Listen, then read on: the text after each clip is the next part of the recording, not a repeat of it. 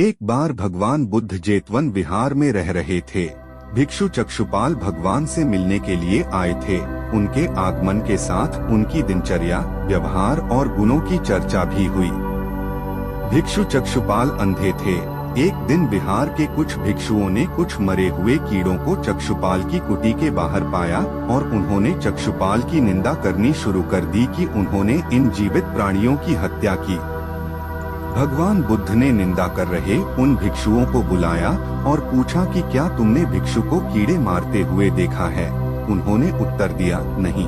इस पर भगवान बुद्ध ने उन साधकों से कहा कि जैसे तुमने उन्हें कीड़ों को मारते हुए नहीं देखा, वैसे ही चक्षुपाल ने भी उन्हें मरते हुए नहीं देखा और उन्होंने कीड़ों को जानबूझकर नहीं मारा है, इसलिए उनकी भर्त्सना करना उचित नहीं है।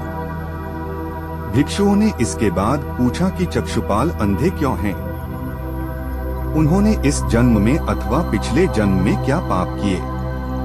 भगवान बुद्ध ने चक्षुपाल के बारे में कहा कि वे पूर्व जन्म में एक चिकित्सक थे। एक अंधी स्त्री ने उनसे वादा किया था कि यदि वे उसकी आंखें ठीक कर देंगे तो वह और उसका परिवार उनके दास बन जाएंगे। स्त्री की आंखें ठीक हो गयी, पर उसने दासी बनने के भय से यह मानने से इनकार कर दिया। चिकित्सक को तो पता था कि उस स्त्री की आंखें ठीक हो गई हैं, वह झूठ बोल रही है। उसे सबक सिखाने के लिए या बदला लेने के लिए चक्षुपाल ने दूसरी दवा दी।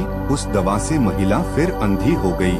वह कितना ही रोई पीटी, लेकिन चक्षुपाल जरा भी नहीं पसीजा। इस पाप के फलस्वरूप अगले जन्म में चिकित्सक को अंधा बनना पड़ा।